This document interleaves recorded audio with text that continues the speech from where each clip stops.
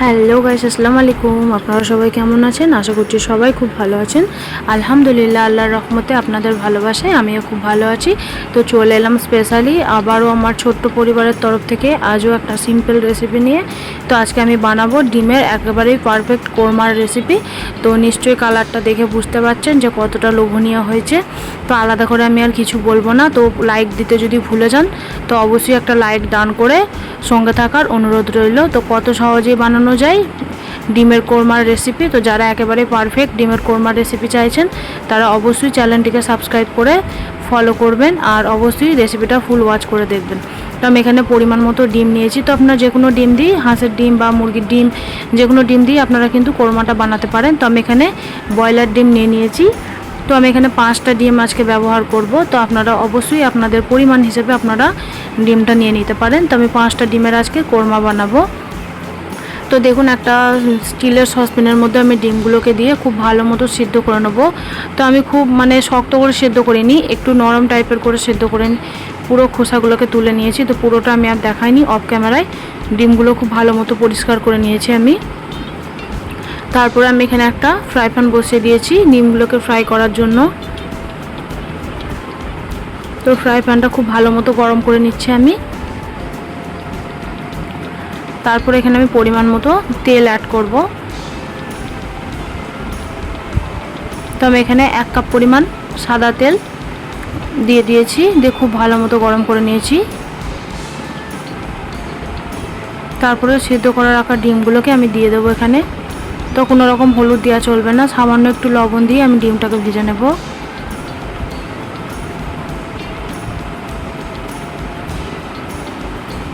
তো এখানে একটু অল্প করে লবণ অ্যাড করব আমি ডিমের মধ্যে,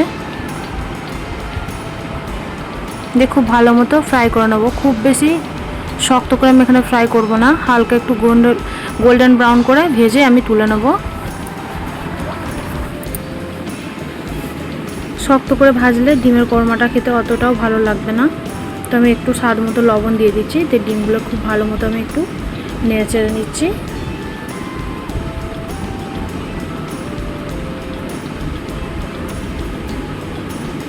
তো খুব ভালো মতো নাড়াচাড়া করে নিচ্ছি।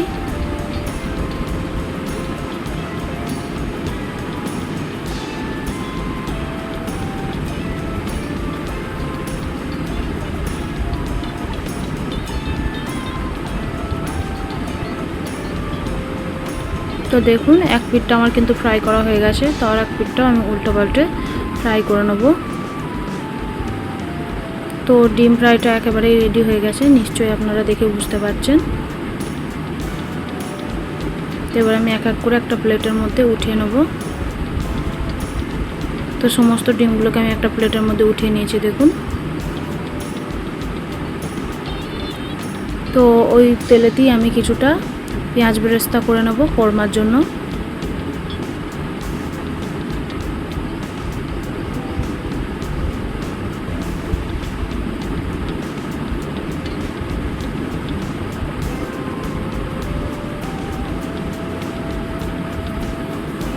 তো মাঝে মধ্যে একবার করে নাড়াচাড়া করে দেখুন, আমি পেঁয়াজের বেরেস্তাটা একদমই রেডি হয়ে গেছে। এর থেকে বেশি আর আমি ফ্রাই করব না, তাহলে কিন্তু বেশি লাল হয়ে যাবে। তো আমি একটা জালতির সাহায্যে তেল থেকে উঠিয়ে পেঁয়াজ বেরেস্তাগুলো সমস্ত উঠিয়ে নেব।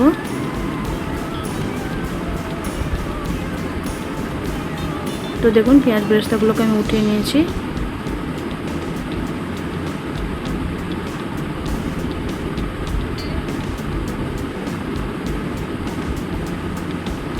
তো আরও কিছুটা পরিমাণে তেল আমি অ্যাড করে দেব।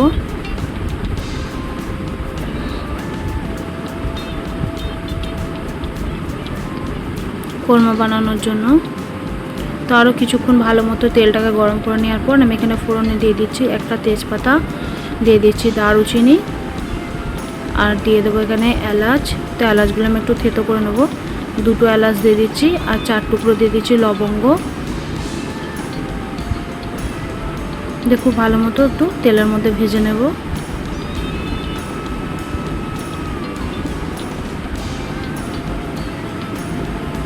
তো সুন্দর করে আমি ভেজে নিয়েছি। তারপরে দিয়ে দেবো এখানে পেঁয়াজ বাটা 1 কাপ পরিমাণ পেঁয়াজ আমি এখানে বেটে নিয়েছি। তো পেঁয়াজ বাটাটা আমি দিয়ে দিচ্ছি। তো ডিমের কোরমাতে সবসময় চেষ্টা করবেন একটু পেঁয়াজ বাটা ব্যবহার করতে, এতে গ্রেভিটা খুবই সুন্দর হয়।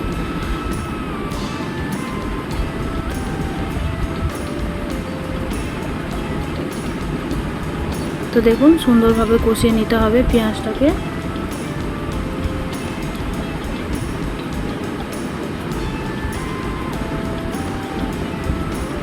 তো সুন্দরভাবে কষিয়ে নিচ্ছি। তারপর দিয়ে দিচ্ছি স্বাদ মতো লবণ।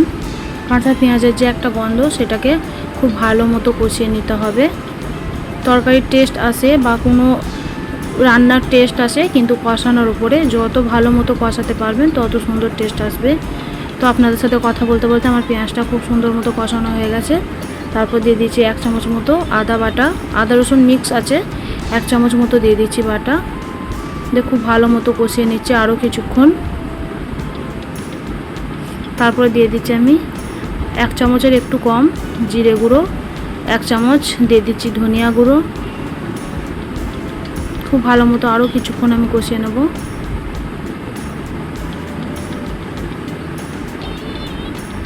তারপর দিয়ে দেবো এখানে আমি আধা চামচ লঙ্কা গুঁড়ো, কারণ পেঁয়াজটা অনেকটাই মিষ্টি লাগে, তাই আমি এখানে একটু লঙ্কা গুঁড়ো ব্যবহার করছি। আপনারা চাইলে নাও ব্যবহার করতে পারেন।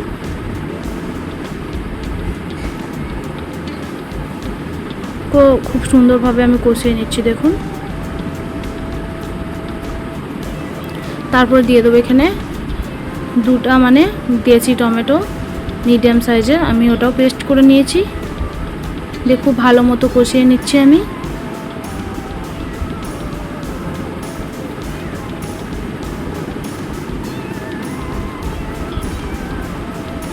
তো খুব ভালো মতো মশলাটাকে কষিয়ে নিতে হবে, যতক্ষণ না পর্যন্ত তেল ছেড়ে আসছে ততক্ষণ খুব ভালো মতো কষিয়ে নিতে হবে। তো খুব ভালো মতো কষিয়ে নিচ্ছি আমি দেখুন।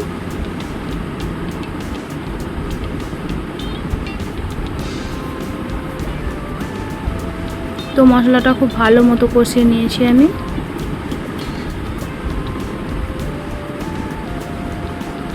মশলার যে একটা কাঁচা গন্ধ সেটা আর নেই। তো আমি এখানে একটু অল্প করে পানি অ্যাড করব।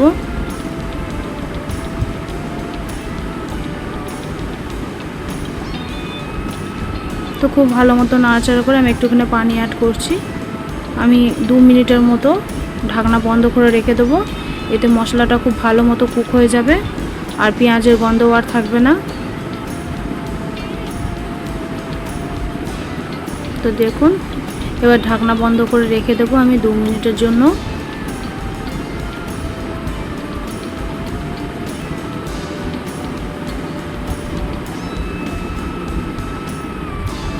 তো 2 মিনিট পর আমি ফিরে এসেছি। তো দেখুন মশলা থেকে বা গ্রেভি থেকে তেল ছেড়ে দিয়েছে, নিশ্চয়ই আপনারা খেয়াল করেছেন। তো খুব ভালো মতো আমি আবারও নাড়াচাড়া করে নিচ্ছি।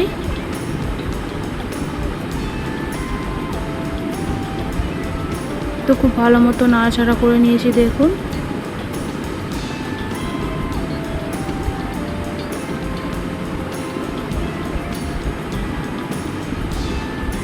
তো খুব ভালো মতো কষিয়ে নেওয়ার পর আমি এখানে দিয়ে দিচ্ছি 100 গ্রাম মতো এখানে টক দই। তো টক দইটা একটু একটু করে আমি পুরোটাই আমি এখানে দিয়ে দেব।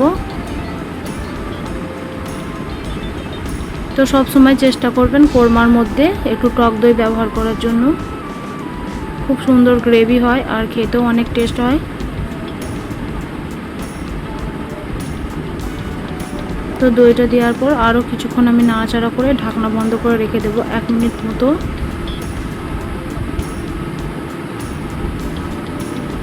তো 1 মিনিট পর আমি আবারও ফিরে আসছি।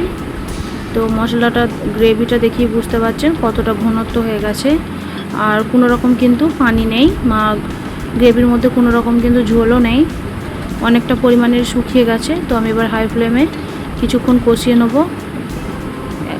কিছুক্ষণ কষিয়ে নেওয়ার পর আবারও ঢাকনা বন্ধ করে দিয়ে দিয়েছিলাম। তারপর দিয়ে দিচ্ছি এখানে 6 থেকে 7টা মতো কাঁচা মরিচ। তো মরিচগুলো প্রচণ্ড ঝাল। তো মরিচটা দিয়ে আমি খুব ভালো মতো নাড়াচাড়া করে নিচ্ছি। তো গ্রেভিটা দেখে নিশ্চয়ই আপনারা বুঝতে পারছেন যে একেবারেই শুকনো হয়ে গেছে। তো তো মাঝে মধ্যে একবার করে আমি নাড়াচাড়া করে নিচ্ছি। যেহেতু ঝোলটা অনেকটাই শুকিয়ে গেছে তাই এখন ধরে যাওয়ার সম্ভাবনা, তাই আমি এখানে একটু পানি অ্যাড করে দিচ্ছি। আমার মশলাটা খুব ভালো মতো কষানো হয়ে গেছে বা গ্রেভিটাও দারুণ মতো মানে রেডিও হয়ে গেছে।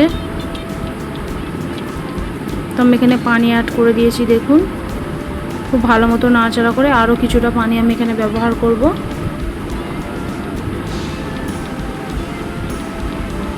তো যতটা পরিমাণের আমার পানির প্রয়োজন আমি পুরোটা এখানে দিয়ে দিয়েছি। কোরমাটা একটু মাখা মাখা হলেই ভালো লাগবে, খুব বেশি এখানে ঝোল রাখা চলবে না। তো যেটুকু আমি দিয়েছি ডিম দিয়ে ফুটিয়ে নেওয়ার পর কিন্তু একেবারেই কমে যাবে। তো আমি ভেজে রাখা ডিমগুলোকে আমি এবার দিয়ে দিচ্ছি।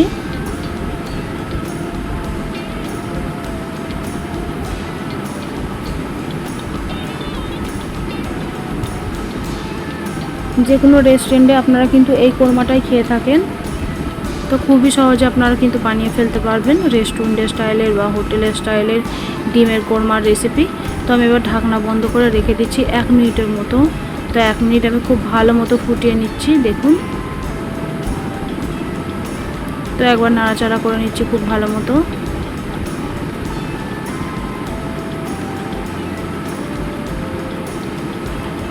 এটা ঠান্ডা হয়ে যাওয়ার পর গ্রেভিটা কিন্তু আরও শুকিয়ে যাবে। যতটা আপনারা এখানে ঝোল বা গ্রেভি দেখতে পাচ্ছেন এত কিন্তু থাকবে না। ওপর থেকে দিয়ে দিচ্ছি 1 চামচের মতো গরম মশলার গুঁড়ো, আর দিয়ে দেবো এখানে ঘিটা আমি পরে ব্যবহার করব, এখন না। তো মশলাটা দিয়ে খুব ভালো মতো আরও কিছুক্ষণ আমি ফুটিয়ে নিলাম যাতে খুব সুন্দরভাবে গ্রেভির সঙ্গে মিক্স হয়ে যায়। এবার আমি ওপর থেকে দিয়ে দেবো একদমই গাওয়া ঘি, 1 চামচের মতো গাওয়া ঘি আমি এখানে ব্যবহার করব। ওটা সবের শেষে ব্যবহার করব। টেস্ট আর ফ্লেভারটা দারুণ আসবে, একেবারেই যেরকম আপনারা হোটেলে খেয়ে থাকেন সেইভাবে কিন্তু কোরমাটা হয়ে যাবে রেডি। তো আমি গ্যাসের ফ্লেমটা একবারে বন্ধ করে দিয়েছি। তো এবার ওপর থেকে 1 চামচ আমি গাওয়া ঘি দিয়ে দিচ্ছি, দিয়ে খুব ভালো মতো নাড়াচাড়া করে নিচ্ছি আমি। তো দেখুন খুব সুন্দরভাবে নাড়াচাড়া করে নিচ্ছি। তো একেবারেই রেডি হয়ে গেল আমার ডিমের কোরমার রেসিপি। তো এটা বানানো কতটা সহজ নিশ্চয়ই আপনারা বুঝতে পেরেছেন। রেসিপিটা যদি ভালো লাগে অবশ্যই লাইক কমেন্ট করে পাশে থাকবেন। ওপর থেকে আমি দিয়ে দিচ্ছি একটু পেঁয়াজ বেরেস্তা। তো দেখুন তো কতটা লোভনীয় লাগছে। তো হয়েছে তো পারফেক্ট ডিমের কোরমার রেসিপি। তো রেসিপিটা ভালো লাগলে লাইক কমেন্ট শেয়ার করবেন। চ্যানেলে নতুন হয়ে থাকলে চ্যানেলটিকে সাবস্ক্রাইব করে রাখবেন। আর এরকম সুন্দর সুন্দর ইউনিক রেসিপিগুলো বা ঘরোয়া রান্নার রেসিপিগুলো আপনারা যদি পেতে চান অবশ্যই অল নোটিফিকেশানটাকে অন করে রাখতে হবে। অবশ্যই কমেন্টের মাধ্যমে জানাবেন। আর আমার সঙ্গে এতক্ষণ থাকার জন্য অসংখ্য ধন্যবাদ। কেউ যদি আপনারা লাইক দিতে ভুলে যান তো অবশ্যই একটা লাইক ডান করে ফুল ওয়াচ করে দেখবেন। ততক্ষণের জন্য সুস্থ থাকবেন, ভালো থাকবেন। আল্লাহ হাফেজ।